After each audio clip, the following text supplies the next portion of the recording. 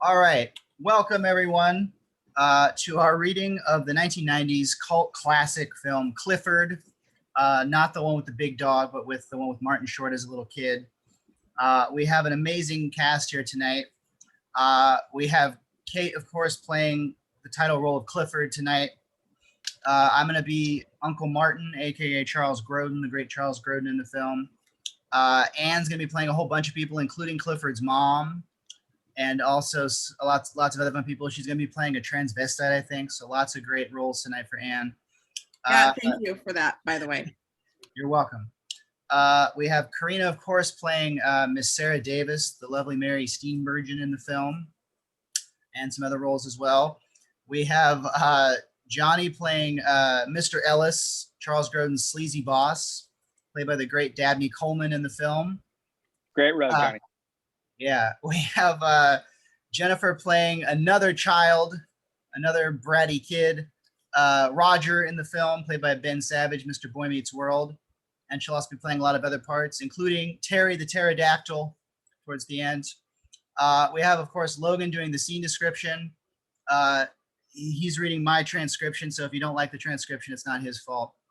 It's my fault. And of course, last and least, we have Travis down there playing a whole bunch of people, including Clifford's dad, played by Richard Kind in the movie. A lot of great actors in this movie.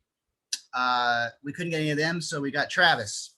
All right, so whenever you're ready, Logan, let's do this.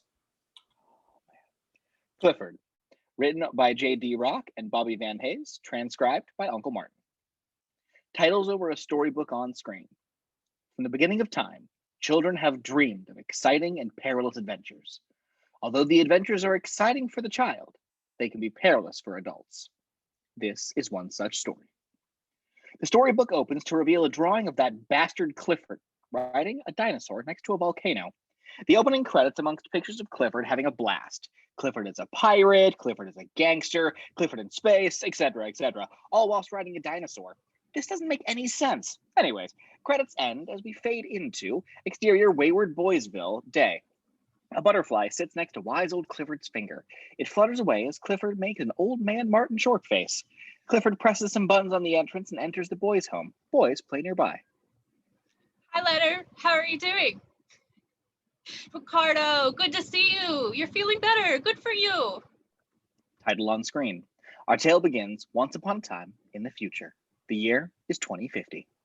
Clifford walks by a boy named Victor and some other boys picking tomatoes. Clifford is reading the Bible. Hey, Father Cliff. Hello, Victor. Boys. The other boys wave. So what's the story on this Roger kid? Is he going to get booted out of here? I hope not, son. But he's a bad kid, Father. You weren't exactly a saint when you first got here, now were you, Victor? Lest we forget. Old Clifford laughs. Victor shrugs.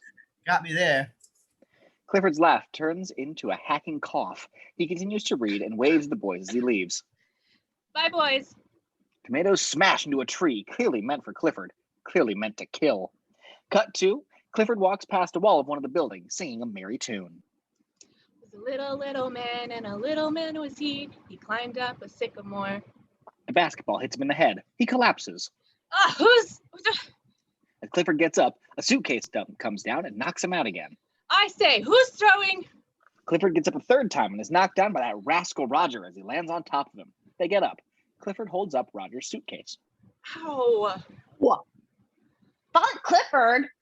What are you doing, Roger? Are you running away? Who, me? No. What would make you think that? I lost my balance just while I was cleaning my outside windows. Cleaning your windows with a suitcase, were you? Roger's stumped. He grabs a suitcase from Clifford and bails. Clifford clutches his heart. Roger. Roger stops running and looks back. My heart. It hurts. Clifford collapses. Roger runs back to his aid. Oh, no. Clifford rises. Oh, look, who's recovered? Clifford grabs Roger like the zombie he is.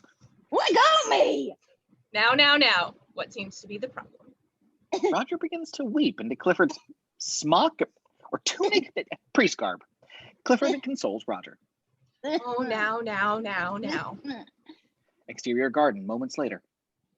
whenever there's something I really, really want. Roger and Clifford walk through the garden, Roger with his killer basketball. There's always some adult who comes along and says, no, like Mr. Byrne. The other day, he said that I could be on the basketball team, and then he said that I couldn't. And you thought blowing up the gymnasium was an appropriate response then? Yeah, I did. Even though your parents were the ones that told Mr. Byrne that they didn't want you playing any contact sports? My parents say no to everything I want. You know, the other boys are very angry at you, Roger. I don't care what they think. Then why are you running away?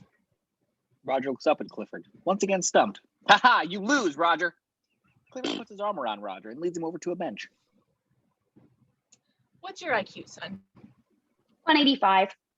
Ah, you're a real genius. Mine's 190. Oh, wait, I forgot. Mine's 195. Oh, wait, I forgot. Mine is almost 200. That's not really the point. The point is that people like you and I, when we get very frustrated, we can cause a lot of damage. You're not like me.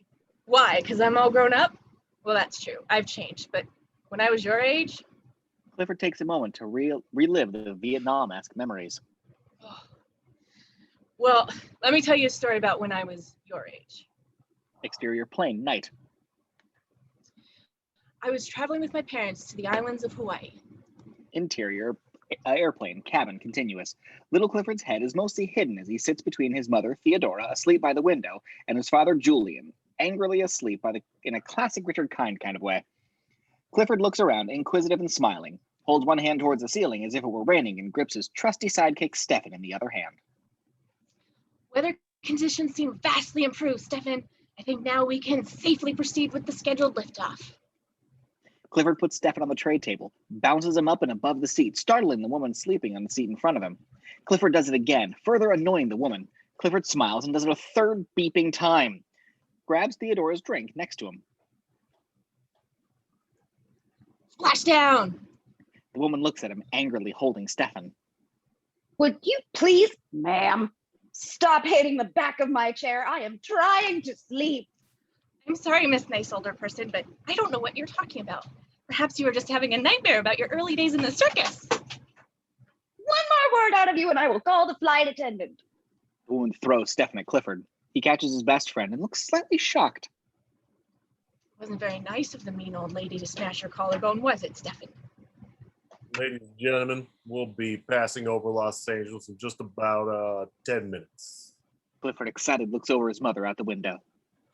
Skies are crystal clear, so it'll be smooth sailing all the way to Honolulu. Clifford pretends like Stefan is whispering something to him, then slowly taps his father's nose. Once, twice, 3 times a lady, finally shoving Stefan's head up his papa's nose. Julian awakens, enraged. Oh, damn it, Clifford. Why did you wake me up? I didn't wake you. Stefan did. Why would you let him sleep? Now that you're awake, I'd like to ask you, my papa, when are we going to land in Los Angeles? And can we immediately go to Dinosaur World? How many times do I have to tell you, son? The plane doesn't go to Los Angeles. It goes directly to Honolulu. How can that be, Pappy?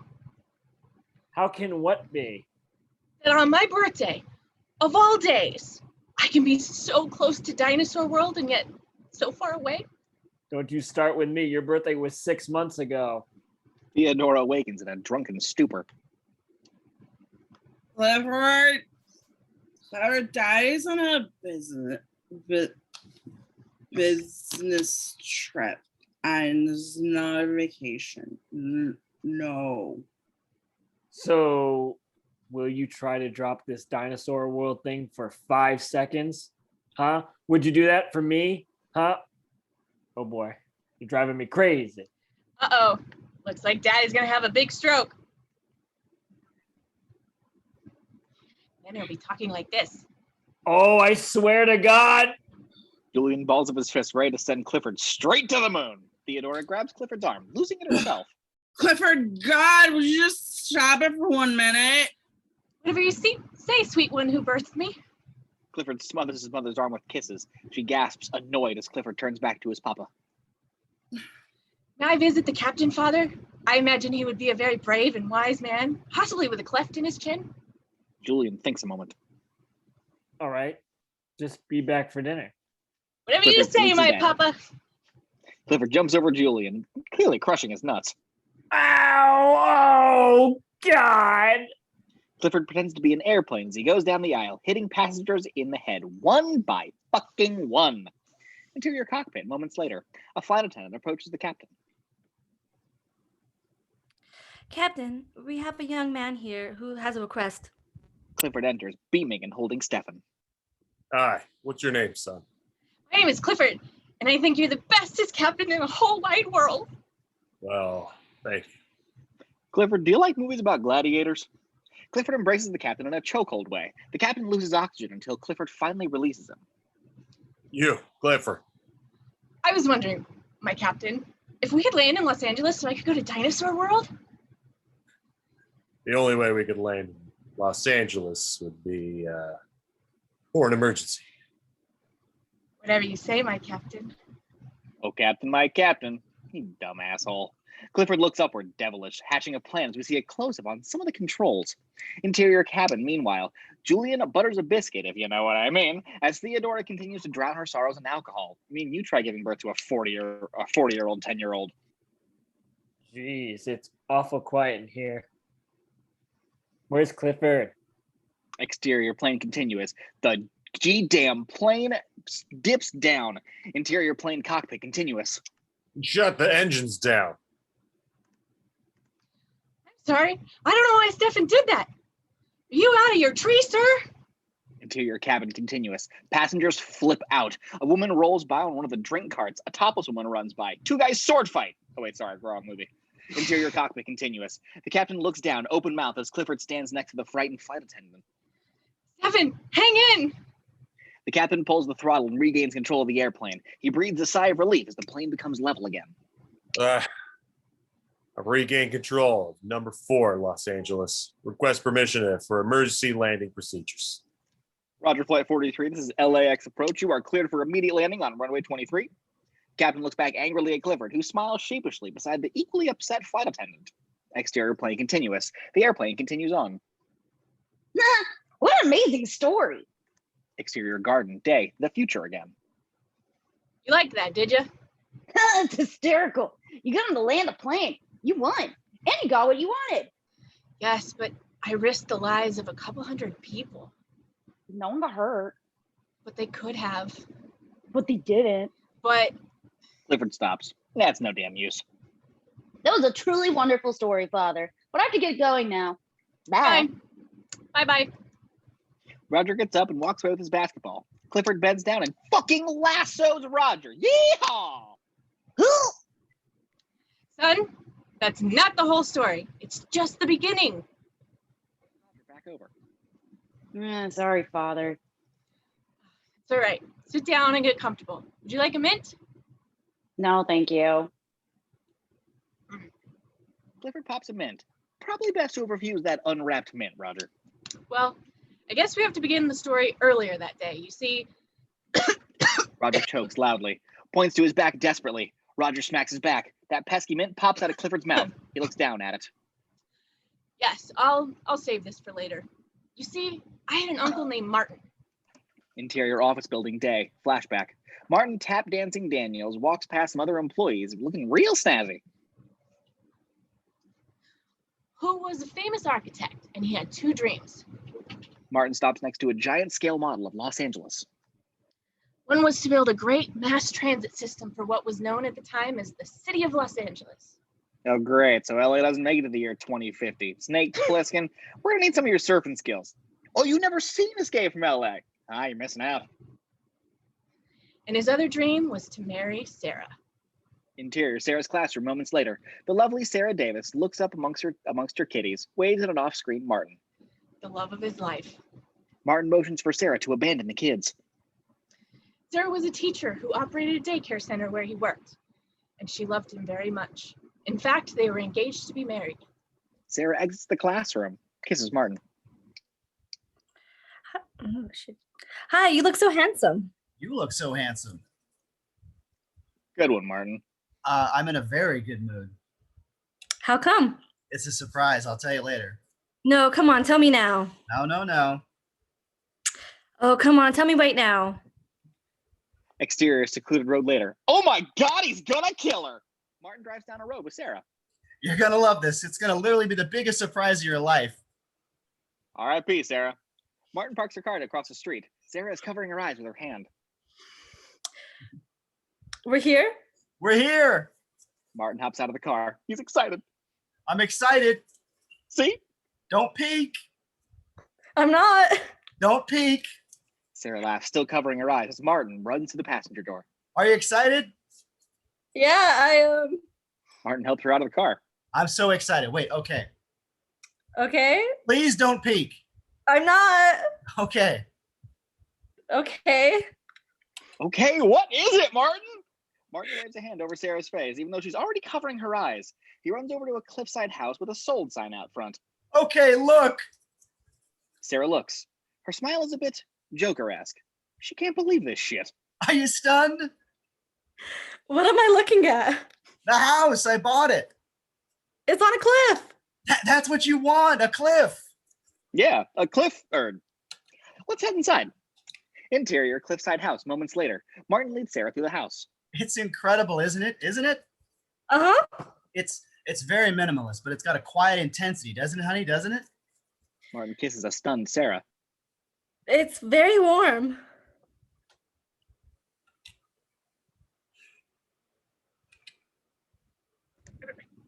There was, however, one slight problem. Sarah wanted children very much, but Martin, it seemed, was in no hurry. Sarah looks sad as she follows Martin out onto the balcony. Martin, how many bedrooms is in this house? One, honey. One bedroom, honey. Martin, you dolt.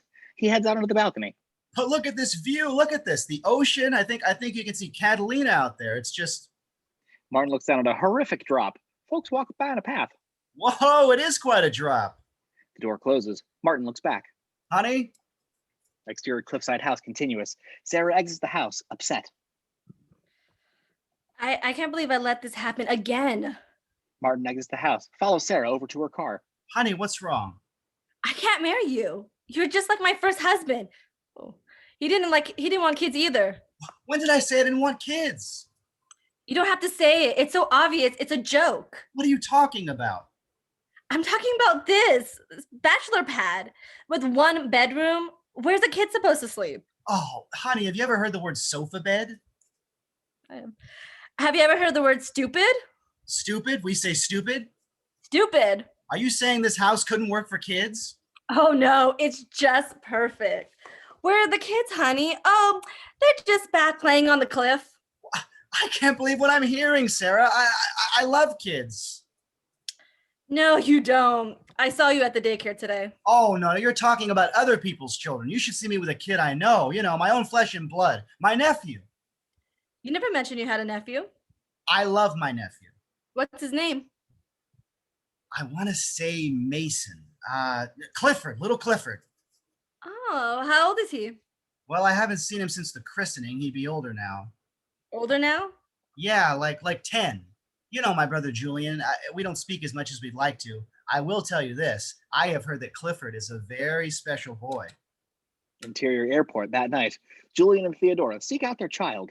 Where is that little monster? Julian, please. Julian spots Clifford and pulls Theodora over to him. Clifford removes headphones, pretending to be surprised by Julian's rage. Well, you did it, didn't you? You did it again, didn't you? You're banned from the flight. No. They're not going to allow you back on the plane, which means that I'm going to miss the convention tomorrow, which means that I'm going to lose thousands of dollars in speakers' fees. Do you understand me? Do you understand me? Beat. Julian looks down at Clifford's new Walkman. Where'd you get the Walkman? Did you steal it? No. Oh my God. Is there no end to your madness? No, a kindly old priest gave it to me, Da. Theodora smiles and looks at Julian. See? Everything's cool. You're lying. No. You're lying to your own father's face. I have a good mind to leave you right here, you little animal. Rosie O'Donnell doppelganger looks shocked. What a terrible thing to say to such a sweet child. I'm dreadfully sorry, Miss Extra Wide Load. What are you packing in now, huh? About 24 jelly donuts a day, huh? Rosie leaves in a huff. Theodora grabs her wayward husband. Julian, calm down your heart. Daddy, he's coming. Oh God, Theodora, what am I gonna do? Theodora looks drunk and confused. I gotta be on that plane. Pappy? Pappy? Pappy? What? I have a great idea. Doesn't Uncle Martin live in Los Angeles? Maybe I can go to his house, and then you could go to Hawaii, and I could go to Dinosaur World. Eureka! Theodora and Julian look intrigued. By Jove, it just might work. Interior Martin's house. Moments later, Martin searches for his ringing phone. Wait, Martin picks up the phone. Sarah. Interior airport continuous. Julian is on one of the payphones, calm down but nervous. Intercut Martin and Julian.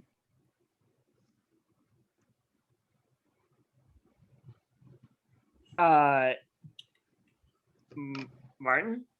Yes? Martin, it's Julian, your brother. Martin seems stunned. Your brother, Julian? Yes? Yeah, well, Martin, I know I haven't made much of an attempt to keep in touch over the years, and I wouldn't blame you if you hung up on me now, but don't hang up, okay? I'm in a terrible dilemma. I have a tremendous favor to ask you. Martin looks Grodin-esque. Interior airport table. Moments later, Clifford sits at a table, annoying his drinking mother with his recorder. He then blows bubbles furiously into his drink. Julian approaches, laughing. I can't believe it. He went for it. I get to go to Dinosaur World. I told him that I had this lucrative speaking engagement and that Clifford gets airsick. Dinosaur World I'm going to. He almost seemed excited about it. Julian grips Theodora with a shocked joy as Clifford continues to play his recorder. Cut to, Martin walks through the airport a little later. He approaches a female employee. Excuse me, I'm Martin Daniels. I'm here to pick up my nephew Clifford. Do you have any identification? Yeah. Clifford peeks out of the room as Martin pulls out his ID and shows it to the employee. All right, he's in the back room resting. Why don't you come with me? Thank you. Clifford smiles and disappears back into the room. Interior employee room continuous. The employee opens the door, Martin behind her. Clifford, She looks delighted. this is so cute. Come here, look. Martin peeks in. From their POV, we see a supposedly sleeping Clifford lying on the couch, covered up, gripping Stefan and a giant marker. A banner above him reads, "I love my Uncle Martin." The poltergeist-esque music plays as Martin approaches Clifford. Clifford pretends to dream. Clifford? Martin awakens, or Clifford awakens. Don't reject me. Martin looks a bit taken aback. Clifford smiles, sees his Uncle Martin in all of his glory. Uncle Martin? Yes. Well, I'm going to go big. Clifford tackles or hugs Martin, buries his head into his uncle's tummy. Cut to Clifford and Martin as they head towards one of the moving walkways. Dearest Uncle Martin, Yes, Clifford? can we go to Dinosaur World now? Dinosaur World, it's closed. It's 10:30, Clifford, but I'll let you in on a little secret. I've got a lifetime pass to Dinosaur World because I designed Larry the Scary. Scary Rex? Yes. You designed Larry the Scary Rex. I'm Larry the Scary Rex. I'm a scary dinosaur. But don't be But don't scared, be scared of my sharp teeth and my mighty roar. Uncle embraces nephew. Oh boy, you're some sort of hero. Let's go get your bags. Yes. Cut to a few annoyed passengers braid another female employee. Somebody stole my sneakers! Calm down. Somebody stole my dog! Have you unloaded everything off flight 791 yet? Well, so far I'm missing a mountain bike, a stereo, a surfboard, and a big brown dog. Exterior Martin's car a little later. Martin drives, getting licked from the back seat by the big brown dog in question. Wow, you brought a lot of stuff. Revealed the rest of the stolen items from the airport are in Martin's back seat. I'm sorry, Uncle Martin. My dad's a scared of burglars. He makes us take everything when we go on a trip. And your dog. I couldn't leave my sneakers at home. Oh, of course you couldn't. Oh, the dog's name is Sneakers. I feel like Monk here. I solved the case. Exterior Sarah's house. Moments later, Martin pulls up in front of the house. Clifford exits, excited, and points to the house for Stefan's sake. Oh, Sarah's going to be so excited. I told her how special you are to me. But We've never met before. Martin straightens Clifford's tie, fluffs his hair, and tries to turn him into a perfect child. Good luck. No, that's not true. I was with you at the christening. I spent the better part of a whole day in your company. I have the utmost admiration for you. Oh, Uncle Martin. Clifford gives Martin another linebacker hug. Oh, okay. You can let go now. Clifford laughs and salutes his unky donkey. Okie dokie. Oh, okie dokie. Okay. Martin leads Clifford towards the house, and Sneakers barks. Oh, Sarah loves dogs. Come on, Sneakers. Come on, Sneakers. Come on. Sneakers stays in the back seat, most likely confused. Clifford hops over the front porch and enters the house. Interior Sarah's house, living room continuous. Clifford enters, looks around and spots a cat. He gives it a murderous look and it runs away, meowing loudly. He chases after it. It jumps out of the window. Exterior Sarah's house continuous. The cat runs across the front lawn as Martin continues to struggle with Sneakers. Come on, Sneakers. Please, boy, get out of the car. Sneakers spots the cat, chases after it with Martin's hand on the leash. Oh! Martin is pulled through a fence as Sneakers bursts through and after the cat. Damn it, Beethoven! Martin collapses. Interior Sarah's house bathroom meanwhile, Clifford creeps in, turns with delight as he hears Sarah's voice coming from the shower. Face it, Sarah, you're going to be all alone for the rest of your life. Just like that maid on the Brady Bunch. Hey, don't you talk shit about Alice, Sarah! Clifford creeps towards the shower. Begging enthusiasm for other people's happiness. Interior shower continuous. Sarah takes a sad Tobias Funke-esque shower. Oh, and there's, of course, the pity of others to look forward to. Intercut with Clifford and Sarah. Clifford continues to linger like Buddy the Elf, but much creepier. He slowly sticks Stefan into the shower. Isn't that Sarah Davis? My, she's aged. She drove off every man she's ever had. And then she's just withered up like an old prune who couldn't. She spots Stefan and screams. Clifford freaks and bails. Interior living room continuous. Martin enters, worried. Sarah! Clifford brushes over to his uncle. Don't judge me, Uncle Martin. It was Stefan's fault. Shame on you. Shame on your eyes. What? Sarah! Interior bathroom continuous. Sarah opens the door as Martin knocks frantically. Martin? Are you okay? Oh, you scared me. That was a lousy trick to play. What trick? Your stupid dinosaur in the shower. Oh, no. That was Clifford. Who the hell is Clifford? My nephew, Clifford. Remember, I was just telling you about him. Your nephew's here? I got a call from my brother, Julian. He was flying to Hawaii, and Julian said, would I look after him for a week? And I said, oh, of course. I mean, he's a wonderful kid. Come on, meet him. Sarah takes a moment to reflect. Don't do it, Sarah! Okay. Clifford sits at the table, helping himself to my ice cream. No, sorry, Sarah's ice cream.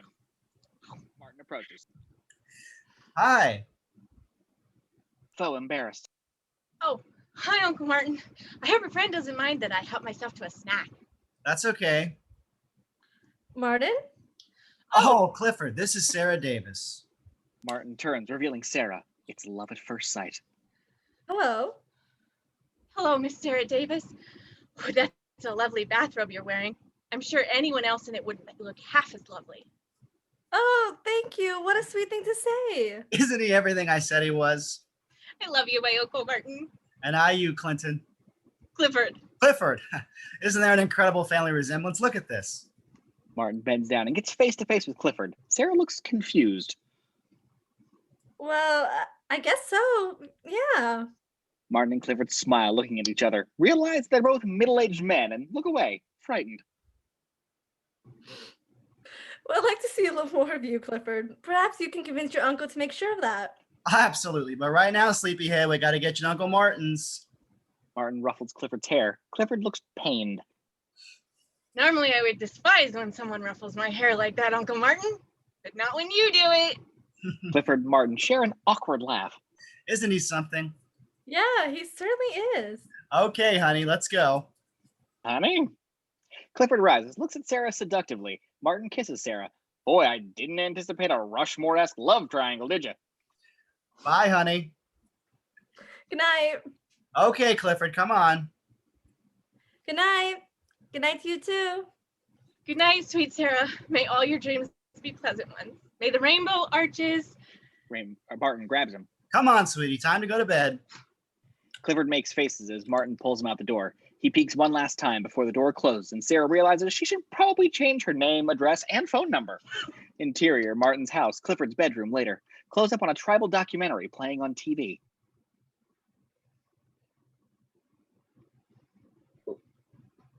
Like other native peoples, the Lake Girls copy of the movement of animals. Clifford sits in the bed in his dinosaur jammies, eating a donut and sipping on a ginormous double gulp. Since the beginning of Clifford slurps loudly and throws it aside. allow them to enter the prayer land where there's been a mutual respect. Martin enters, looks at the TV, befuddled.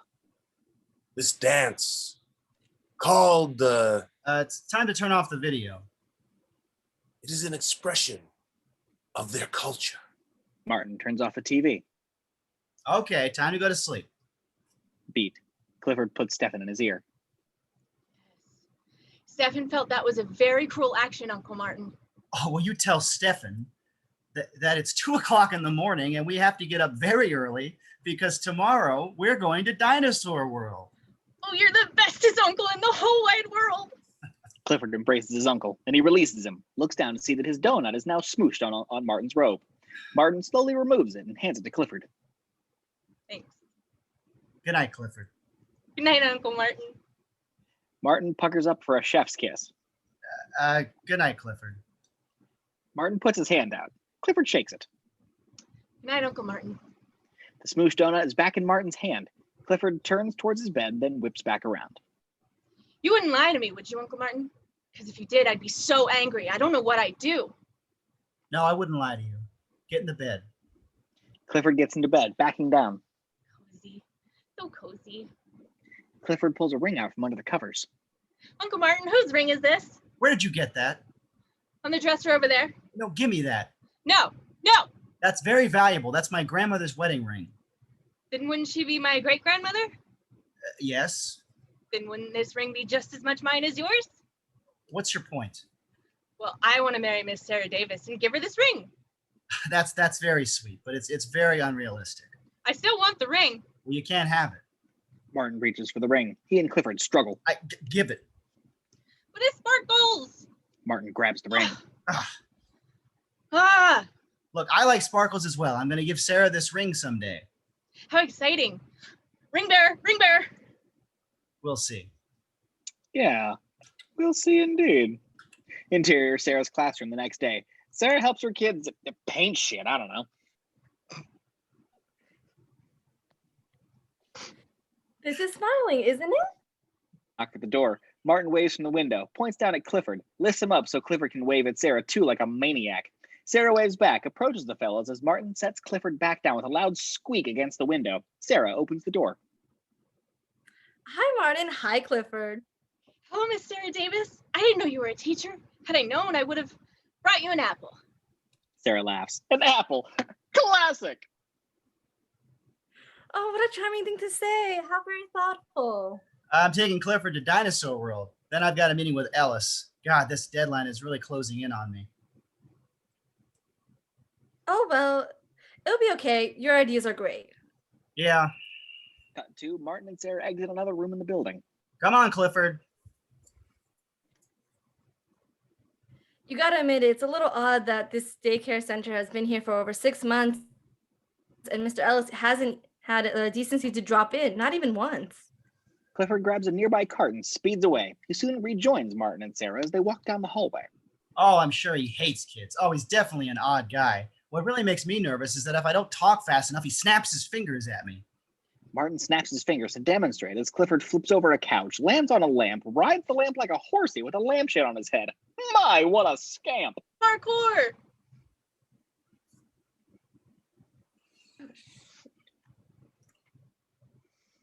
Sorry, I lost my place. Oh, good. Top of 37. Thanks. What a creep. Oh, God. And I hear he's a complete womanizer and he's obsessed with himself. And you know how. Get out of here. Yeah. Ellis wears a rug? Oh, he's got to be the creepiest. Oh, Mr. Ellis himself emerges from a corner next to him, checking his watch and looking a lot like Dabney Coleman. Martin, Oh, Mr. Ellis, how are you? thanks for coming in. I don't believe we've met. Oh, this is Miss Sarah. Sarah Davis, of course. I'm well aware. I'm proud to have the opportunity to thank you for the wonderful job you've done. oh, thank you. Oh, isn't that impressive? You know, I think there's anything more meaningful to me than the welfare of our employees. Clifford appears and grabs his Uncle Martin. Oh, Everyone laughs, a bit startled. Ellis clutches his heart. oh, this is my nephew Clifford. Say hello to my boss, Mr. Ellis. Ellis ruffles Clifford's hair. Isn't a cute little fella. Hi, Sonny. Morning, Mr. Ellis. My, that's the bestest looking wig I've ever seen. Uh-oh, again! Ellis tries to laugh it off. Oh, no, that's not a wig. You said it was a wig. No. You called it a rug, too. No, you misunderstood me. I never said that was a wig, sir. Good. Martin stares at Ellis's hair. What are you looking at? No. It's not a wig. Oh, I know that, sir. Come on. It's not a rug either. And everybody laughs. Just don't worry about that. Right, don't worry about that. Well, I guess you and I have a lot of work to do. Yes. I was wondering one thing. If later would be okay if I gave you a call. Sure. Me? No, her. My fiance. Yeah, there's something I'd really love to talk to you about. Uh-oh, times 3. Oh, well, that'll be fine. Sure. Okay, well, goodbye, sir. Sarah bails. Martin stares at Ellis. Charming. The room with the giant scale model of Los Angeles and Martin's proposed transit system. You want me to redesign the entire model in 2 days? Martin stands next to Ellis and a bunch of Ellis's cronies. Look, the bottom line is you got to move the train line. What? 2 miles. Yeah. That's impossible. That'll put the train line. That's right through the Sepulveda Dam. That's not good. Well, yeah, I don't know. You'll come up with something. Ellis exchanges an amused look with his dickhead cronies. You'll hole up for a few days, drink a lot of coffee, and blah blah blah. You're being a true professional that I know you are. You'll hit another home run for us, just like you always do. Martin is stunned. You all right? No. Good man. Ellis and his men leave as Martin rethinks his life. Interior hallway, meanwhile. Ellis's stupid face is on a TV monitor, Clifford next to it. If you're a visitor, would you do me a favor? Would you enter your visitor number card? Clifford pulls on a joystick, making Ellis's head stretch and fall apart on the screen. Clifford. Clifford panics, closes the keypad, sits down, and starts playing his recorder. Martin emerges from some automatic doors. Hello, Uncle Martin. Are we ready to go to Dinosaur World now? Clifford, I've got some bad news. Exterior city street, moments later. Martin and Clifford weave through traffic. Clifford's hands are on the wheel, ready to die. I can't take you right now. Turn back, Uncle Martin. The freeway to Dinosaur World is back there. God, you're going to make us crash. Tires squeal. Martin manages to push Clifford away from the wheel. Stefan, make it all better somehow. Get a hold of yourself. You're out of control. Clifford starts hyperventilating. What? Whole gang of chocolate. I need it badly. Jesus. Martin swerves into a 76 station as Clifford continues to hyperventilate. Okay, all right. Okay, wait 1 minute. I'll be right back. Don't breathe so much. Martin races into the attendance station of the convenience store past a confused father, aka Timothy Stack. Okay, excuse me. The father crosses to the van opposite Martin's car, opens the back door to the van. Okay, kids. Next up, Dinosaur World. The kids inside cheer. Who's excited? Sorry, Dad. I have to go to the bathroom. Come on, hurry up. Kevin exits the van dressed in a cheap T-Rex costume. As Kevin walks past Martin's car, Clifford looks at the camera. Then he got an idea. An awful idea. Then Clifford had a wonderful, awful idea. Interior convenience store, continuous. Martin argues with the clerk, aka Charlie's landlord from It's Always Sunny. What do you mean you're out of chocolate? How can that be? Everybody wants chocolate. I'm out of it. I need chocolate. I might have an Easter bunny left over in the fridge. Martin grabs the clerk by the shirt. Get me the bunny. The clerk is like, I'm not getting paid enough for this. Interior van, meanwhile, Kevin, or is it? Re-enters the van with a dinosaur costume. His sisters glare at him. Thanks for making us all wait, you little dork. Exterior gas station, continuous. Martin looks around for Clifford. Clifford. He stops by the door to the men's room. Clifford? Interior men's room, continuous. A confused Martin enters to find little Kevin counting money and wearing Clifford's clothes. Where did you get those clothes? This kid bought my dinosaur costume. Martin looks to the heavens, ready to maim. Exterior van, moments later. Martin pulls not Kevin, Clifford out of the back of the van. What's the matter with you? Martin whips off Clifford's dinosaur head. Are you crazy? What are you doing? Kevin's mother exits the front seat and screams. Oh, I'm terribly sorry. Where's my son? Well, the last time I saw him, he was counting the money he received in the men's room. Martin glares at Clifford. You pervert! Kevin's mother swings her purse back, hitting Clifford, then swinging it forward, hitting Martin. Ah, my ear. You hit my ear. Kevin's mother swings her purse back again, hitting Clifford again and knocking him over. Tell me where he is. Kevin appears next to some gumball machines, eating what must be the last of the chocolate. Mom, I'm over here. Oh, Kevin, you're all right. Kevin's mother rushes to his side and stares at his new duds. What in the world is... Clifford rises and looks at Uncle Martin sheepishly. So any luck with that chocolate? Any luck with that chocolate? Any luck with that chocolate? Clifford's like, they got Skittles? Interior Martin's house, living room, later. Clifford sits back on the couch, back in his schoolboy outfit. Martin paces, disappointed.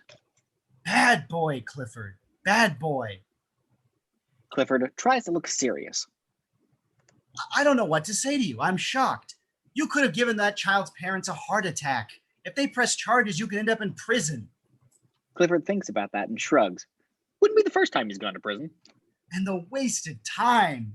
I happen to be very busy, young man. The entire city of Los Angeles is relying on me for public transit. My boss is breathing down my neck. That was so embarrassing with Mr. Ellis. Please don't ever tell someone that they have a nice wig. But I said it was the bestest looking wig I ever saw. It was a compliment. He says he doesn't wear a wig. And a person doesn't take it as a compliment if you say nice wig. But I didn't say nice wig, Uncle Martin. I said bestest looking wig. I believe there's a difference. How is it that you're such an authority on wigs? Because my teacher, Mr. Kavanaugh, wears a wig, and he lets us play with it at recess sometimes. Your teacher lets you play with his wig? Frisbee. Clifford mimes throwing the hair frisbee and whistles. Martin is stunned. Stunned, I tell you! Miss Gatgold, the art teacher, borrows it as well. That would be for different reasons, though. Let's just forget about the wig. But I've got to punish you, and that means Dinosaur World is out. I don't understand. I've got a bombshell for you, young man. I happen to be the boss in this house, and you cannot fight City Hall. But surely, Uncle Martin, someone as wise and worldly as you would realize that breaking a little boy's promise and then punishing him for it would be a terrible, terrible thing. I'd imagine the little boy wouldn't be responsible for what he was going to do next. You see, that sounds like a threat to me, and I don't like threats. So you're going to spend the rest of the day in your room. Now you march, young man. Clifford stays silent. March. Interior Clifford's bedroom a little later. Clifford lies in his bed with Stefan, sniffling. It's not fair, Stephen. He was the one who broke his promise. And now I'm the one who's being punished?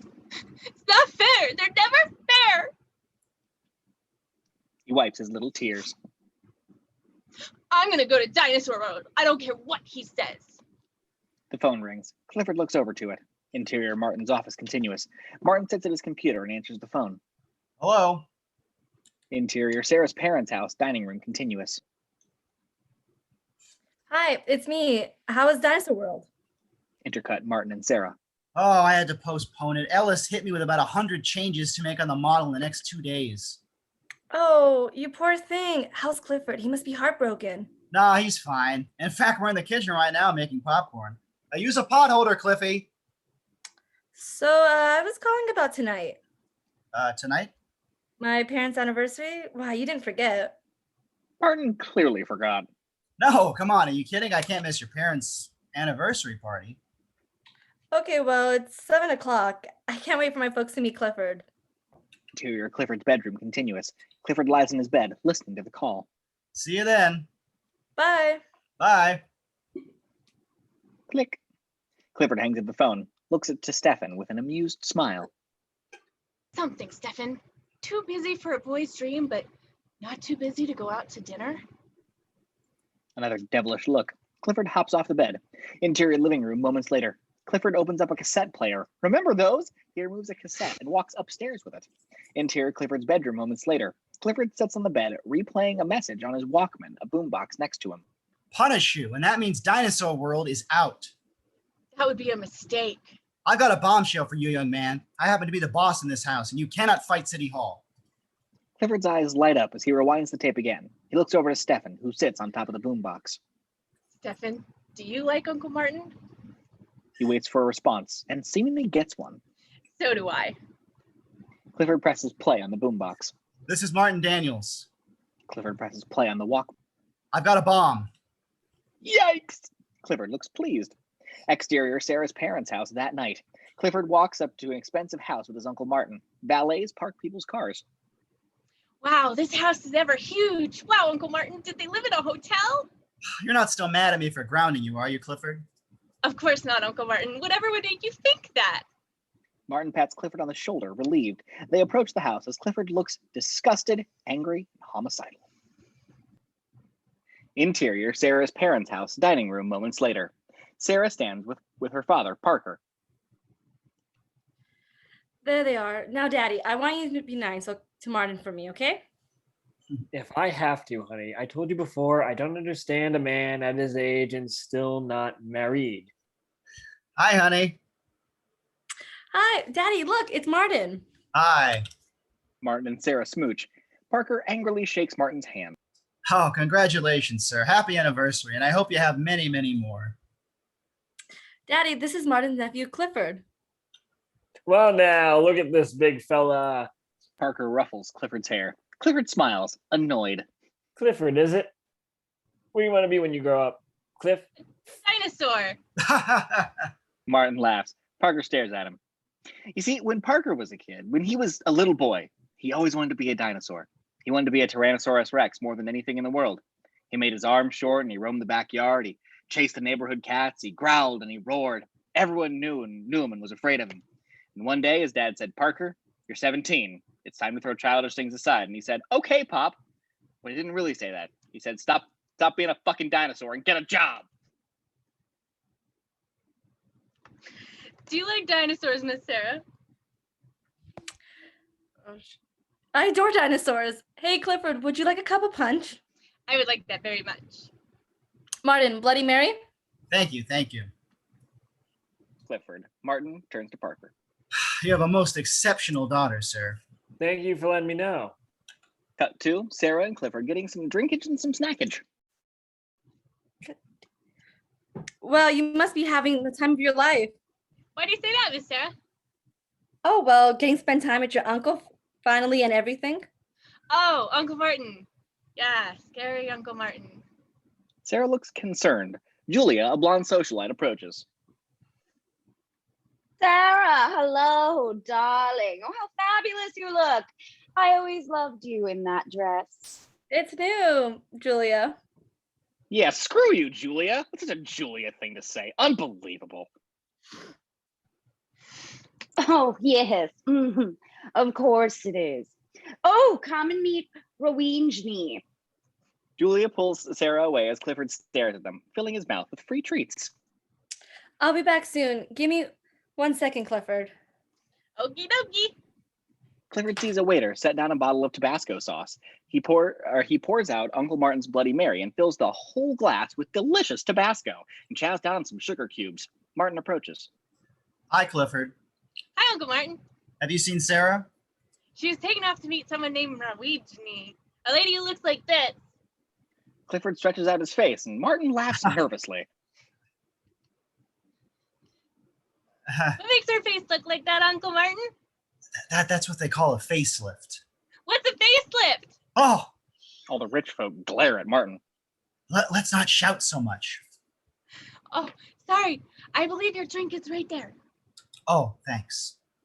Martin. Oh, Mrs. Davis. Sarah's mother, Annabelle, kisses Martin on the cheek. Oh, I knew you would come. Why, Annabelle, you minx. Parker said you tried to weasel out of it, but I knew better. Oh, not to come to your 35th anniversary. That would be unthinkable.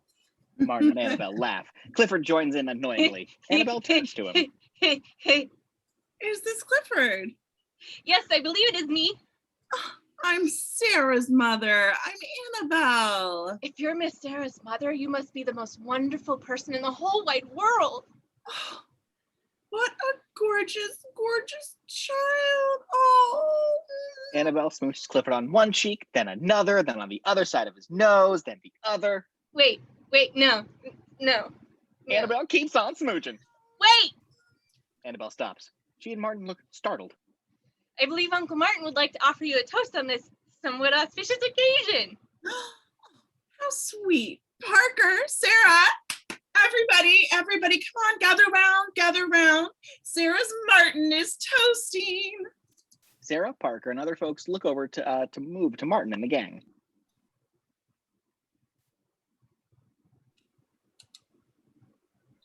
Oh, come on, quickly. Martin nervously applies lip balm. Here we go. A toast. We raise our glasses. First to Parker Davis. Parker looks annoyed and then forces a smile. Annabelle and Sarah look much happier. The patriarch of the Davis family, for 35 years, a devoted husband and a loving father. Parker looks like he wants to strangle Martin. We love you very much, sir. Here. Everyone toasts. Martin takes a chug of his all Tabasco Bloody Mary. Next. He looks surprised, laughs, then starts to die inside. Sarah looks confused as Martin struggles to breathe and or speak. Aren't you going to say something nice about Sarah's mother? Pete.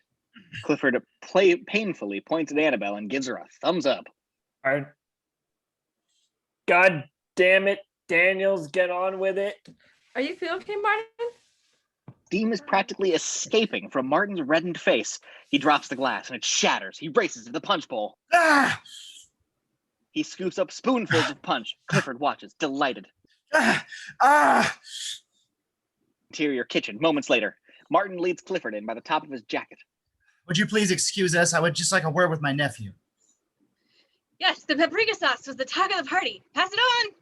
Martin slaps his hand over Clifford's mouth. The staff leaves. You're trying to punish me because I haven't taken you to Dinosaur World. What do you mean, Uncle Martin? What do I mean? You put something in my drink. In your drink? In my drink. I felt like my mouth was gonna burn off. Clifford starts to giggle and points to his uncle. Oh, you think it's funny? No. But it was funny, Uncle Martin. It was, because you made a toast. Here's to Parker Davis. We love you, sir. And then you held the drink. Clifford mimes drinking and then chokes violently. Martin stares as the small smile crosses the emotionally devastated face. Clifford continues to fake choke and laugh. Everyone was staring at you saying, what a goof! And then you ran over to a punch bowl. Clifford mimes gulping up punch and laughs. Martin laughs. Clifford laughs. Martin laughs. And grabs a giant baguette. He swings at Clifford with a battle cry. Clifford ducks. Martin swings a different baguette and swings at Clifford. Again, chasing him around the table as Sarah enters. Clifford falls to the ground. Martin raises the baguette, ready to kill. Oh!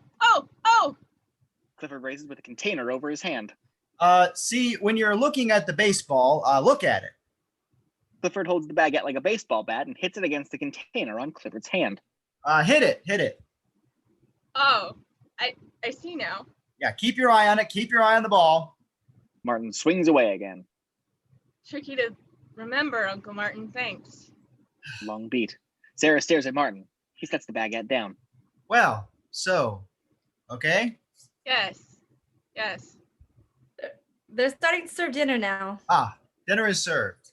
Oh, hungry boy I am. Martin applies more lip balm. I hope you're paying attention. Clifford, maybe you'd like to wash your hands. Oh, Clifford smells his left hand and purrs like a dirty kitten. yes. Clifford walks over to a confused Sarah and salutes his uncle. Bye, Captain. Clifford exits. Martin walks over to Sarah. You tell me if you're having a nervous breakdown, wouldn't you? She and Martin share a laugh. Nervous breakdown. He follows Sarah out, about to have a nervous breakdown. Interior dining room moments later. Everybody is gathered around the table. Martin sits between Sarah and Clifford. Guess he wants me to fly to San Francisco with him tomorrow to open a new daycare center. What did you say? I said yes. It's only for one night. You're spending the night in San Francisco with Ellis? Well, he's my boss. What was I supposed to say? No? Yeah. What is wrong with you tonight? Martin turns to Clifford, who is digging through one of Martin's coat pockets. Clifford, what are you doing? I'm sorry, Uncle Martin. I just wanted to borrow your lip thingy stuff. My lips are somewhat parched. Yes, well, you can't put your hand into somebody's pocket. No, you cannot borrow it. It's not sanitary. Whatever you say, Uncle Martin. Waiter sets down some pickles for Clifford. Here are your pickles, sir. Oh, thank you ever so kindly, sir. The elderly woman next to Clifford is impressed by his manners. What a nice, polite young man you are. He said that even though you tend to be a bit of a worrywart, he has every confidence that you'll come through in the end. Oh, good. And if I do, then maybe he'll take me to San Francisco too. You know, just because I'm in a good mood and you're not, you just can't stand it, can you? I can stand it. Just forget it. Martin sighs, reaches into the pocket that should contain his trusty lip balm, the pocket Clifford was digging into. He pulls out lipstick instead, applies it all over his beautiful lips, oblivious. A man eating salad stares at Martin. Hi. Hi. Martin can tell the man is reacting strangely, but shrugs it off. Parker spots Martin's new look and freaks out, as old white dudes tend to do.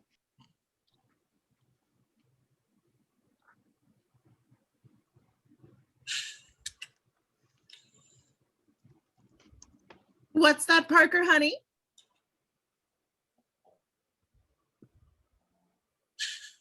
What the hell do you think you're doing? Martin looks at Parker, confused that it took him so long. Oh, Martin, you are hysterical. Annabelle and the others laugh as Martin smiles, still confused. He takes a sip of water and notices the lipstick smear on the glass, touches his lips to see a ruby red stain. He looks over at Clifford. Oh, like this. Clifford puckers his lips and smiles. Martin looks to Sarah. Martin, go to the bathroom and wipe it off. Martin gets up amidst raucous laughter. He is a beautiful goddess, you heathens! Cut to, Martin approaches a bathroom door, finds that it's locked. As he turns around, a butler approaches him. There's a bathroom on the second floor, madam. Martin keeps walking. Is now stopped by a stern policeman. Are you Martin Daniels? Yes? Back in the dining room, Clifford rests his head on Sarah's shoulder. May I sleep at your house, Miss Sarah? Oh. For the love of God, Sarah, say no! Oh, madam, come quickly, please. Against the wall, next to two detectives as the policemen pat him down. You're making a terrible mistake. This is an anniversary party. Stop this. I'm the fiance of... The policemen throw Martin to the floor and handcuff him.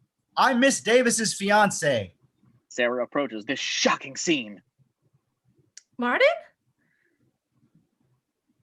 Sorry, ladies and gentlemen, we are police officers. Don't be alarmed.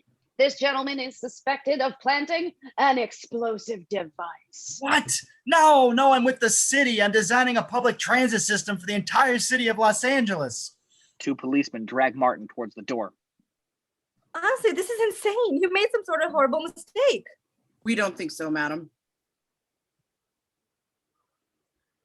It's not as if I didn't warn her. Oh, but wait. Annabelle follows Parker and the other guests as they observe Martin being arrested. Clifford is left alone in the shuffle. Uncle Martin, no. In the name of all that is holy, somebody help my uncle. He's an innocent man, I tell you, an innocent Clifford looks around to see if anybody's buying this shit. man. Clifford smiles and holds up Stefan. Mission accomplished, friend. Interior police station later. Martin sits down across from two detectives, a lamp shining in his face. Now, why don't you make things easier on everybody and just tell us where the bomb is hidden? What are you talking about? Do I look like someone that would put a bomb under City Hall? The detectives exchange a look. Now I know what you're trying to do. You're trying to get a confession out of me by grilling me under these hot lights. Sorry. The detectives turn the lamp on, the detectives down, so it's practically on. Now I can't see anything. The detective turned the lamp up more, but not as much as before. No. The detective turns the light up more. Is that better? Look, I don't want to make this about lighting. Let's just move on with it. You wanted to get caught. You were the one who called us. What? Yeah. He motions to a tape recorder. Detective number 2 plays it. Hi, this is Martin Daniels. I'm not home right now, but I've got a bomb under City Hall. Talk to you later. Detective number 2 turns off the tape recorder. What? No, this is part of my answering machine message. This is a prank. This is a joke. You don't have to believe me. Call my home. Call my home. The detectives move the phone in front of Martin. Here. Speaker's on. Martin dials. It rings. Then, Hi, this is Clifford. I can't tell you where my Uncle Martin is right now, but I'll give you a hint. Kaboom! Martin scowls. He's underestimated the evil one. Interior, Sarah's house, dining room, later. Clifford eats a cereal with a mixing spoon. The table is surrounded by a pantry's worth of items. Sarah enters, a bit shocked. Clifford?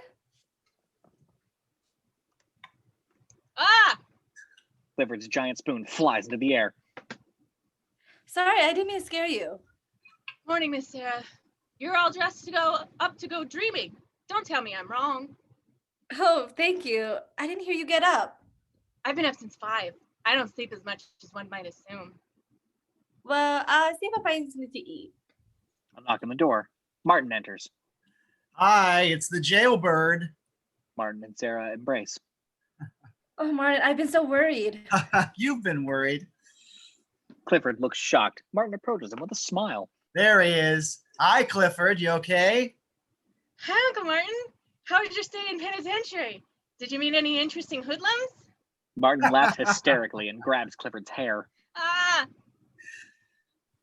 So what happened? Are you really in trouble? Oh, when do you hear this? I've told you about Larry Gould, right? No. You know, Larry Gould, Mr. Practical Jokes. The whole thing was a setup. Oh no, I don't believe what I'm hearing. I don't believe what I'm hearing either.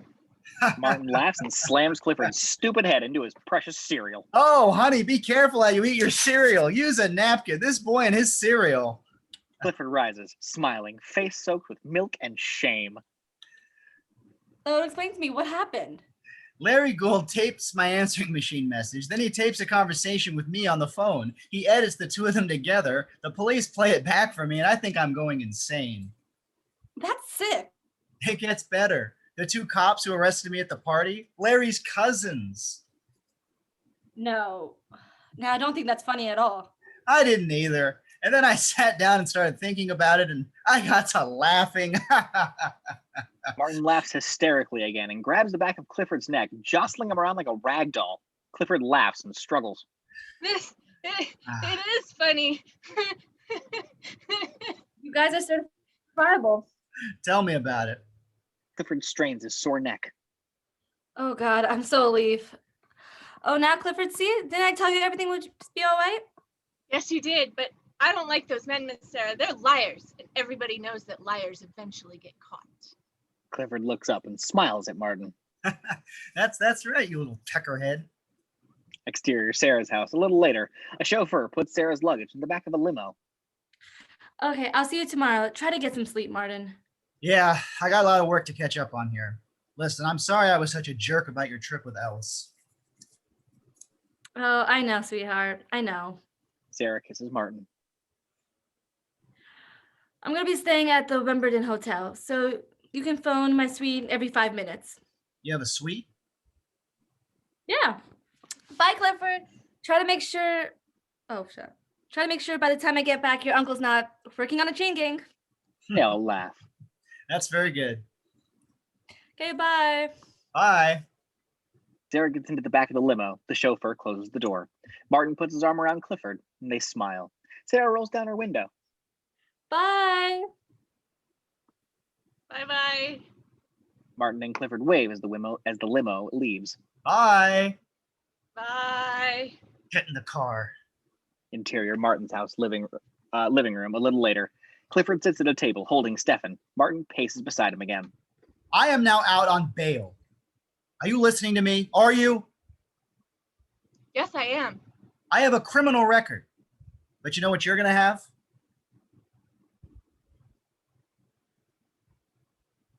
Do you? You're going to have a one-way ticket back to your parents.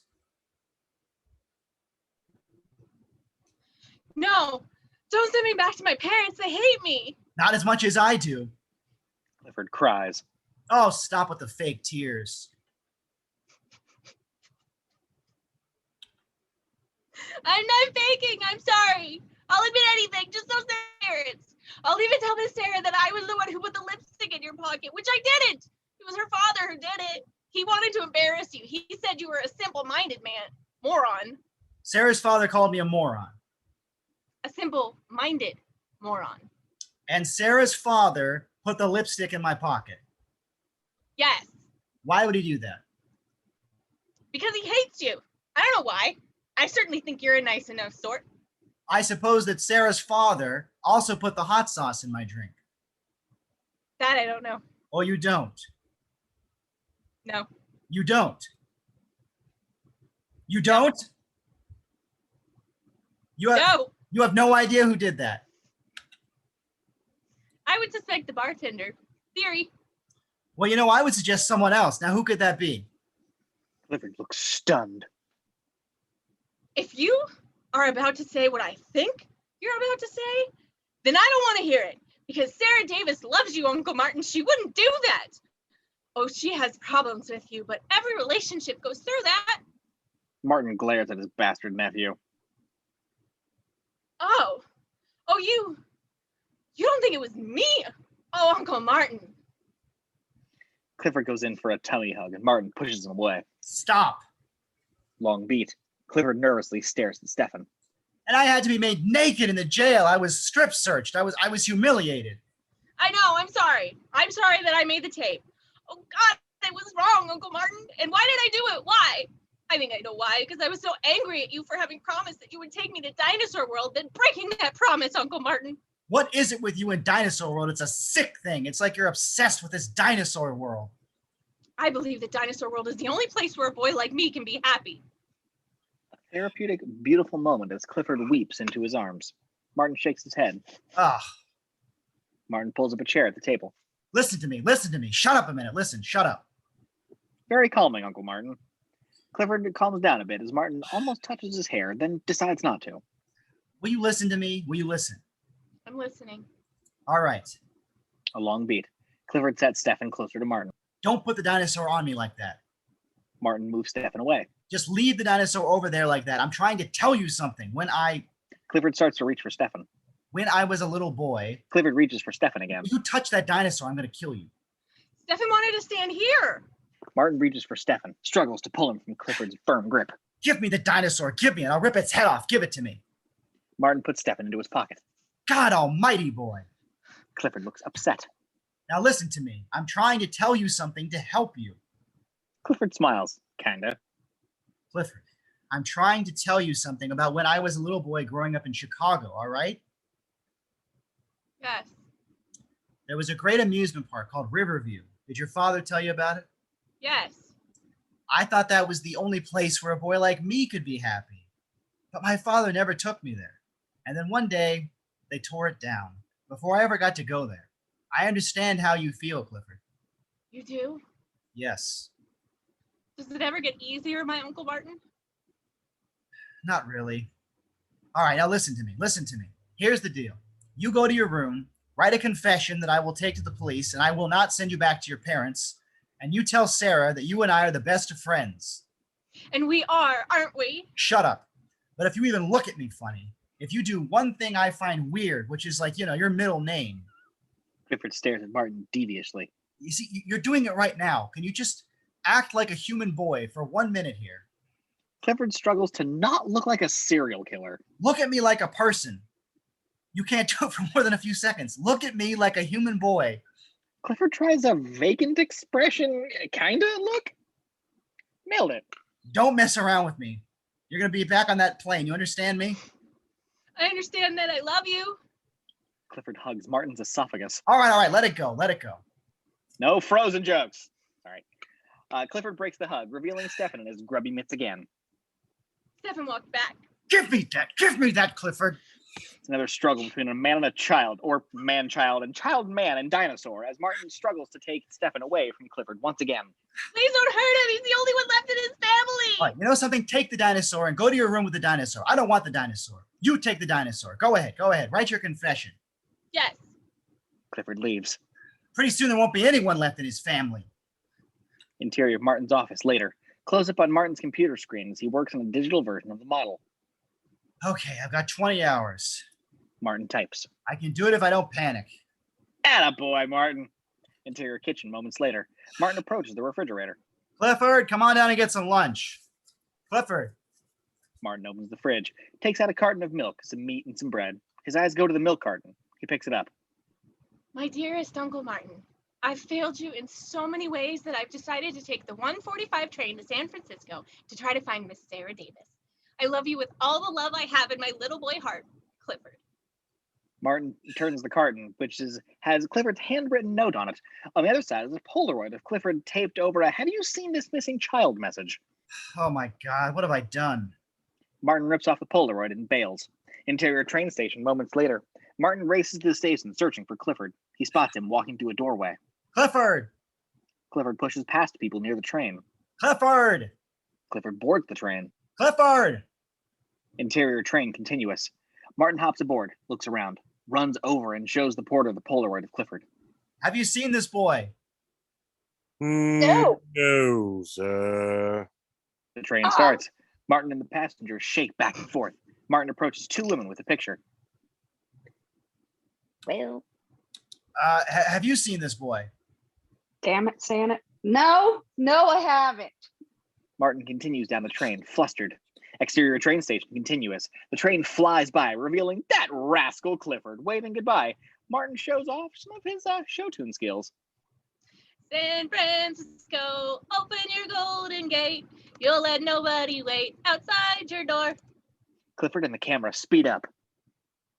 San Francisco, I don't know the rest.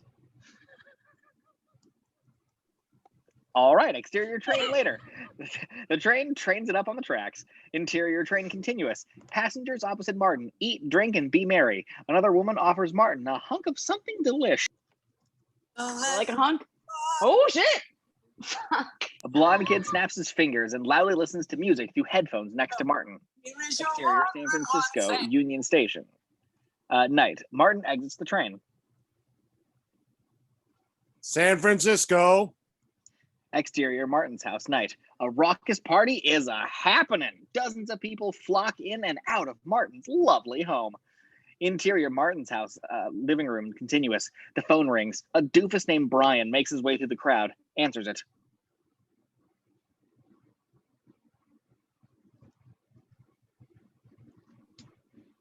I'm coming. Hold on. Hello? You doofus. Interior Union Station. Simultaneous. Martin stands at a payphone, confused. Who is this? Intercut with Brian and Martin. This is Brian. Who's this? Whose house is this? It's the kid who's throwing the party. I think his name is Clifford. Martin is stunned. At this point, he shouldn't be surprised if Clifford turned out to be the one who killed JFK. Is Clifford there? No. Actually, last time I saw him, he was in the backyard bashing the shit out of a piñata. He said we could use his house for the party if we took him to Dinosaur World tomorrow. Want me to get him? No, I'll get him later. Martin hangs up, a man on a mission. He exits the station and hops in a taxi. Where are you going? The airport, and swing by the Wimbledon Hotel. Thunder cracks as the taxi departs. It drives down a rainy road for a bit. Interior taxi continuous. Driver, let's just forget about the hotel. Let's go back to the airport. What am I doing? But then he spots something. Oh, wait a minute. Stop the car. Hey, buddy. I'll get out here. What are you talking about? You're going to get hit. Exterior restaurant continuous. Martin exits into traffic, slowly approaching the window of a restaurant. Sarah and Ellis are dining together inside. Martin stares at them. Interior restaurant continuous. This is not just from me. This is from all of us at the company. Ellis gets up and puts a necklace around Sarah's neck. Here, let me help you with it here. There you go. Sarah laughs, uncomfortable. Martin looks shocked. Saw you eyeing it. There you go. It's a little tight. You like it? Oh, I don't know what to say. It's very beautiful, but Sarah spots Martin outside. Ellis lights a cigarette. Ooh, those are very bad for you. What's the matter? nothing. It's so excited. Excited. I thought you would be. I like to go to the ladies' room to see how it looks on me. Okay. Okay, I'll be right back. Excuse me. Ellis gets up as Sarah gets up, sniffing away. What a gentleman! And possible coke addict. Exterior restaurant continuous. Sarah exits into the rain towards Martin. What are you doing? Spying on me like this? What am I doing? What are you doing? What's with the necklace? He didn't give this necklace to me. The whole company gave this necklace to me. And anyways, I have no intention of actually keeping it. You are such a baby. You know, Clifford should be babysitting you. Oh, no thanks. I prefer babysitters who aren't affiliated with the Manson family. What are you talking about? Where's Clifford? Oh, don't worry about Clifford. He'll be happy if you give him a ton of sugar and a book about Hitler. What's that supposed to be? I mean, Clifford's responsible for me being here. He tricked me into coming to San Francisco. Oh, come on. Now, why would he do that? Why would he do that? Because he wanted to throw a party. That's why he would do that. You don't know the first thing about Hitler. Clifford. He's a lying, conniving, evil little monster. You see, Martin, this is the reason why you and I can never get married. If Clifford were your own son, you'd be talking about him the same way. It's all a big act, wasn't it? The special relationship with Clifford, the loving uncle. Well, tell me something. You're a phony. Believe me, I can spot a phony a mile away. The transvestites approach. Excuse me, honey. Have you seen a gray collie dog around here? No, ma'am, I haven't. The transvestites bail. That's why I feel sorry for you, Martin. Because you're just going to end up very lonely old man. Well, I feel sorry for you. Sarah re-enters the restaurant, pissed. I don't think you won't age. Don't call me a lonely old man and a phony. Martin takes a moment to reflect and go for that Oscar. Interior Martin's house, living room. Meanwhile, speaking of an Oscar-worthy performance, Clifford dances his little heart out amongst other partygoers. I like the way you move, yeah. Clifford dances with a fly girl. I like the way you move, yeah. Clifford does some solo dance nonsense. I like the way you move. Clifford collapses. The song's kind of repetitious. Interior Ellis's limo. Meanwhile, Ellis gets frisky with Sarah. So much for being a gentleman. Oh, no, you creep. Oh! Sarah pushes Ellis away. Oh, I thought you broke a rib. I'm going to break more than that if you try that again. Ellis continues to chuckle and hold his chest. Sarah holds up the necklace around her neck. And for this stupid thing, which I had no intention of keeping in the first place. No. No! Sarah struggles to get the necklace off. It keeps getting stuck around her nose. Don't think I don't know what you're doing with this romantic little dinners and you're showering me with gifts. That darn necklace is still stuck. What is this? Ellis giggles like a jackass. It's not funny. Shut up. Let me help. No! Oh! Sarah finally manages to get the necklace off and throws it to the floor. Oh, thanks, but no thanks. Oh, honey, if you think this frightened little high school virgin act is turning me off, you're wrong. Ellis leans in towards Sarah again. Don't worry, folks. It's still a comedy. Oh, Sarah pushes against Ellis's face and whips off his toupee.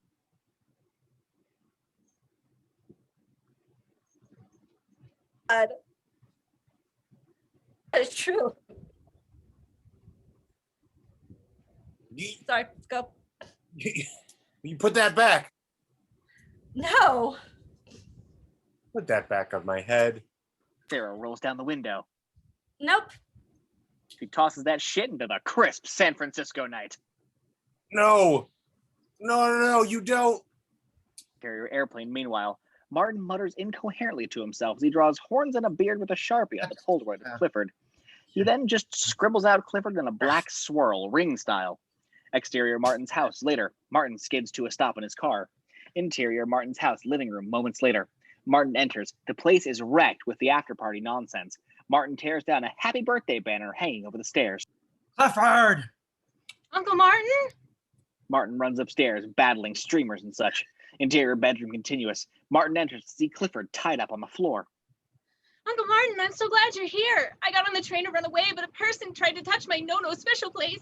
When I got back, there were bikers here, and they tied me up, Uncle Martin. And then they told me stories that they do on their bikes. Some of them were fun, but some of them were scary. Martin slams the door. Cut to, Martin hammers a nail into a series of boards already nailed into the bedroom door, starts hammering in another board. Exterior Martin's house, moments later.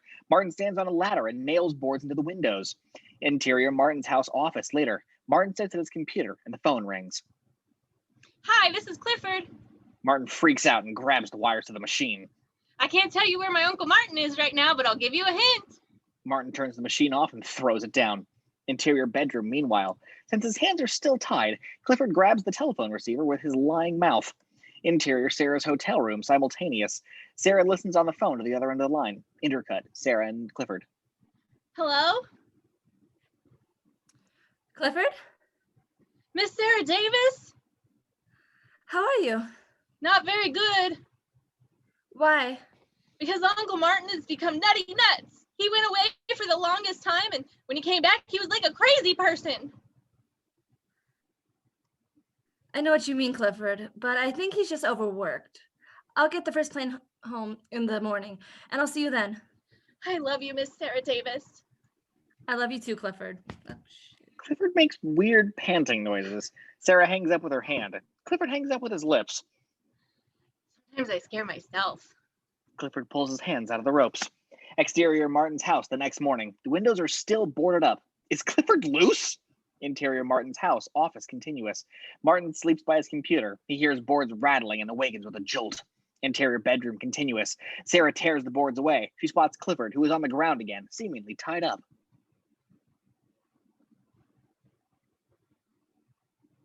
Oh, shoot. Oh, Oh, aren't you a sight for sore eyes? Oh, Miss Sarah Davis, my little mouth is parched from a long night of bondage. Sarah unties him, shocked. oh, you poor dear darling. Clifford holds his sore hands. What about it? Really? Shit. Sorry. Crap. Are you okay? What has he done to you? Martin rushes in. Well, why don't you ask him how he got tied up like that? Tell her about the bikers in your damn no-no place. You stay away from him. And it wasn't Larry Gould who made the bomb threat, it was him.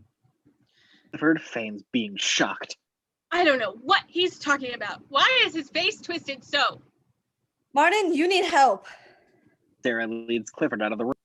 He's the one who needs help. He's the one. Exterior Martin's house continuous. Sarah exits the house with Clifford, and Martin follows. Good, take him away. But don't blame me when his head starts spinning around. Watch out for the green vomit. Clifford turns back with a sadistic smirk as he and Sarah head towards the waiting taxi. Martin slams the front door. His watch beeps and he panics. Oh, God. He runs to the computer, opens the cassette compartment. A cassette? My model cassette. Where is it? How did it get out? Ugh. Interior bedroom, moments later. Martin ransacks Clifford's bedroom, searches through dresser drawers one by one, throwing to the ground.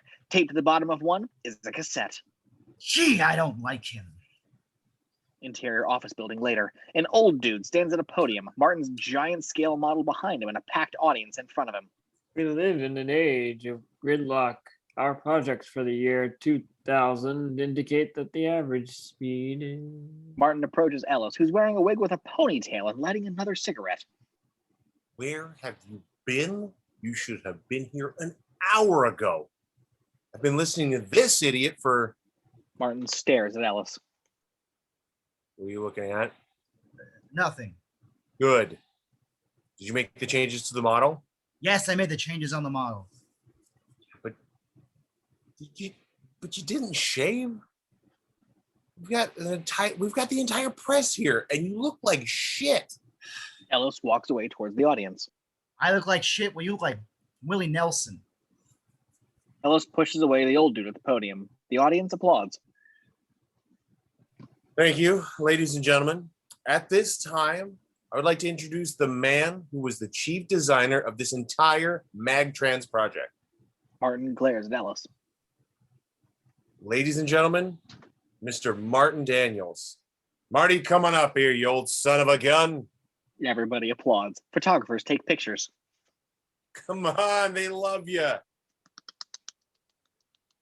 Ellis hugs Martin. Hey, go get him. Martin puts his cassette into the player. Thank you, gentlemen.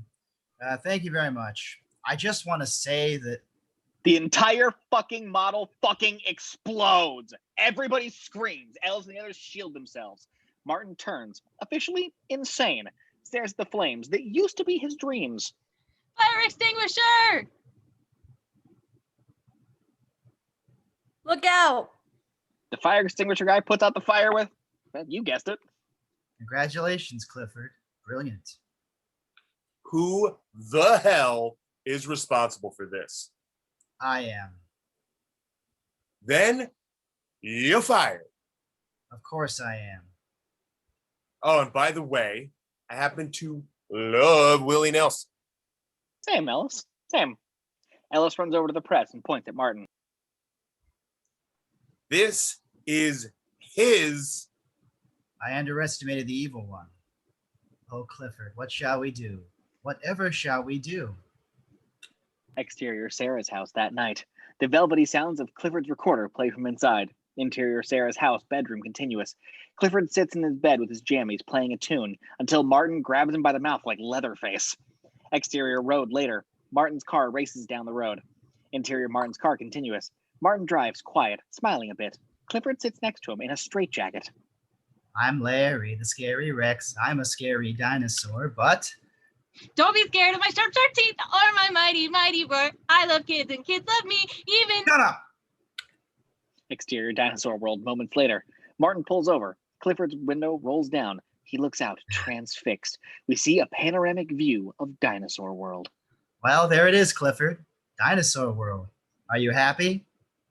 I'd say I'm the happiest boy in the whole wide world, Uncle Mental Case. I'm the mental case, but you're the one in the straitjacket. Yes, well, I imagine when they put you in yours, they'll need a much larger one, sir. Martin pushes Clifford down, undoes the straps in the back of the jacket.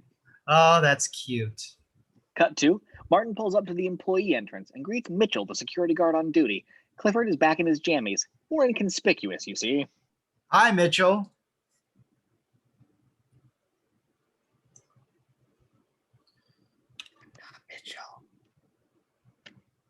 Mitchell.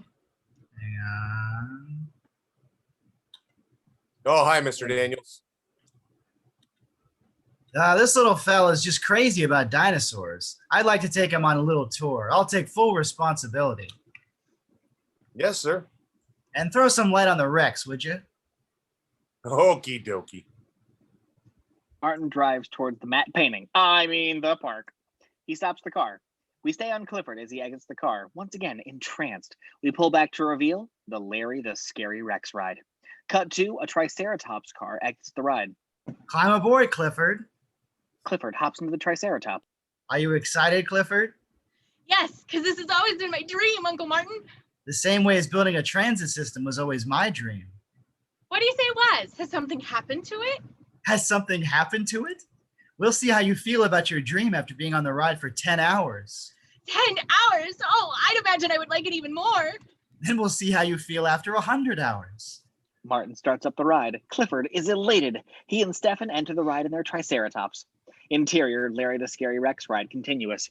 Clifford hoots and hollers as he enters the orange-tinted cave and climbs up the track. Oh, ah. He looks back. Ah! At the top of the track, a series of volcanoes are revealed. The Triceratops stops at the edge right next to Terry the pterodactyl, who squawks.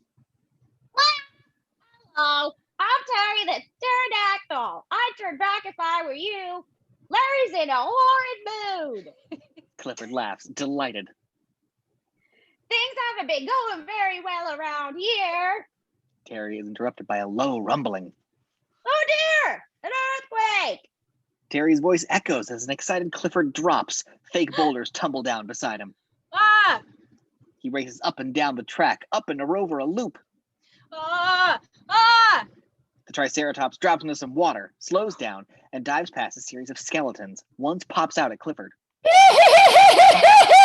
Oh! Oh! Clifford giggles. Silly skeleton. The Triceratops enters a dark and gloomy room. Terry flies in, squawking. You better get out before it's too late. Get out. Terry flies around Clifford as the Triceratops turns around. Save yourself. No one has ever wandered into Larry's lair and lived to tell the tale. Clifford titters, holds Stefan out towards Terry as Larry the Scary Rex rises up behind him. Clifford looks around, confused. Then the Triceratops whips around, forcing Clifford to come face to face with Larry. Ah! Larry roars. Oh boy, you're big. Larry roars again. A ray gun pops out towards Clifford. Use your laser. It's the only chance of surviving. Clifford grabs the gun, takes aim on Larry. Lady Luck, you owe me. Clifford fires. A laser blast into Larry's chest. Larry roars, sinks downward. Stefan, we did it! We killed the big lug! The Triceratops turns back onto the track. Bravo! And don't forget our new frozen yogurt bar. It's a Small World-esque singing begins. It's Larry, Larry, Scary He's a scary Rex. He's a He's a scary scary dinosaur. But don't be scared. Sharp, sharp teeth. Or mighty, mighty roar. Clifford exits the ride on his Triceratops, joyful. He loves He loves kids. Kids love him. Even though his. Oh, his. Wait, even though his... What is it? The Triceratops and Clifford stop right next to Martin. Was that scary? That was so much fun. By the way, how many years do you think we will get for kidnapping me, Uncle 10 Most Wanted? Life? Let's go a little faster, shall we? Yes. Martin starts up the ride at a much faster speed. Clifford and his Triceratops fly back in. Martin checks his watch. Cut to, Clifford screams as he flies down the drop again. Ah! Martin continues to look at his watch. Close up on Clifford's scream. Ah! Martin on his watch. Clifford screaming. You get the idea. Ah! Martin looks over as Clifford exits the ride, shell-shocked. Was that scary? Not at all. Clifford wipes away his sweaty face. A thought occurred to me. Do you think Miss Sarah and Mr. Ellis perhaps would name their first child Martin? That is so cute. Clifford smiles back. You know, Clifford, I really shouldn't put this in hyperdrive, but I just can't seem to help myself. Oh, well. Martin sends Clifford off on a wild ride into dinosaur hell. Clifford screams and laughs with terror as sparks erupt on the tracks. Ah! Oh boy. Water, steam! The skeleton pops out and lands next to Clifford in the Triceratops.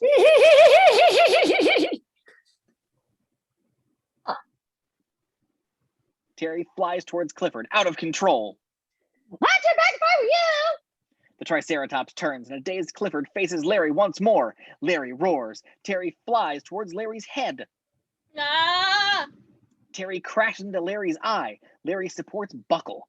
Back on Uncle Martin. Martin stares at the controls. Buttons and danger signs flash back at him. He struggles with the levers. Nothing doing. Back to Clifford and Larry. The casting of Larry's head erupts, revealing its horrifying Terminator-esque skeleton. Clifford looks terrified as Larry jerks around and sparks. Interior control room continuous.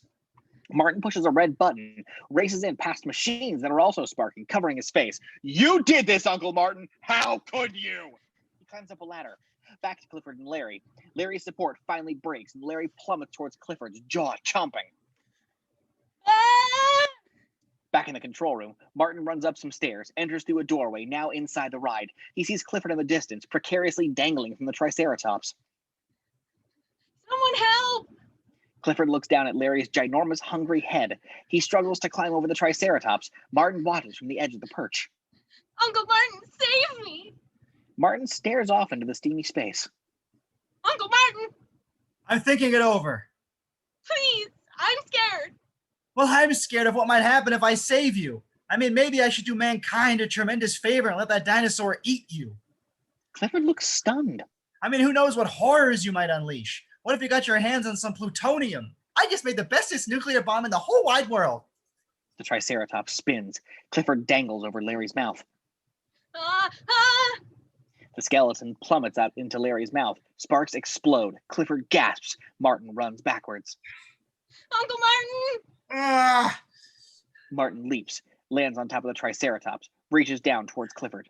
Take my hand, come on. Larry grrrs. Clifford reaches out.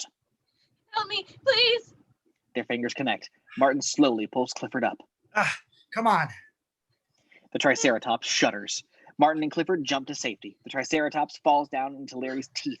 Larry gives one final roar and chomps his mouth closed. A beat. Clifford embraces Martin.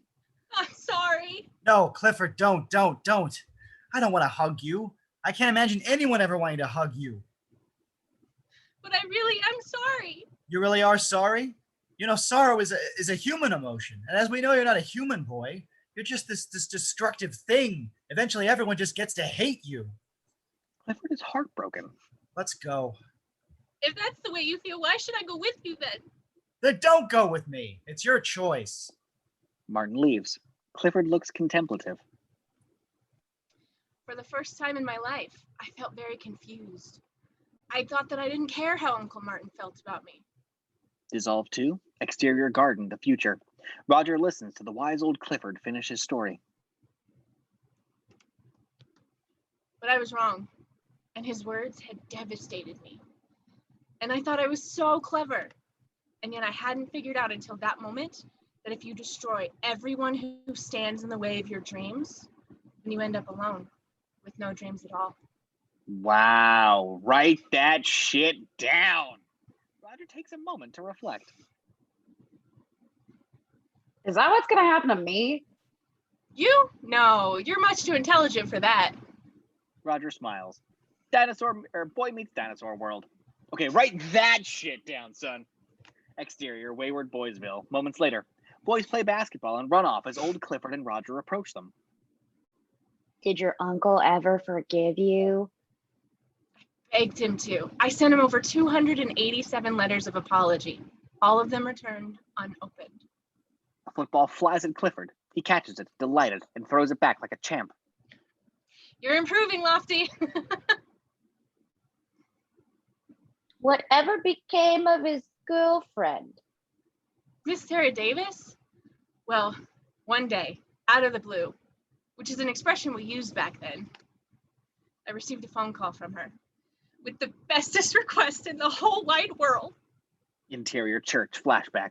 Close up on Martin's grandmother's ring on a pillow being held by Kevin from the gas station. Nah, I'm just kidding, it's Clifford. He's the ring bearer at Martin and Sarah's wedding. Martin puts the ring on her finger. They kiss. Sarah kisses Clifford on the cheek. She motions to Martin. Clifford puckers up for a cheek kiss he never got before. Martin and Sarah exchange looks until finally, Martin reluctantly gives his dastardly nephew a kiss. Uncle Martin had forgiven me, and that single act of kindness changed my life. Exterior, Wayward Boysville, continuous.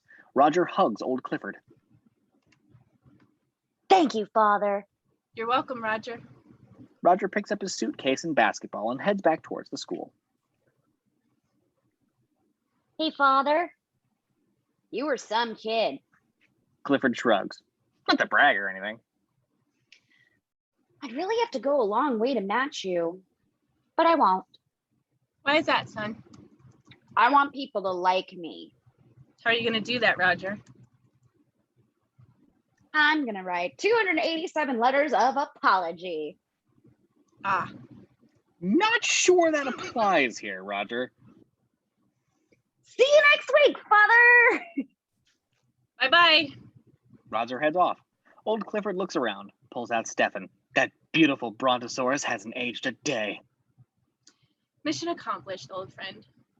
Old Clifford walks out of the school, possibly into oncoming traffic since his work here is done. He's getting up there in years.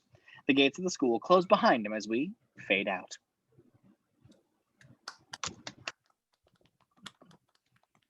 All right, thank you to everyone who watched this amazingness just happen. And good night.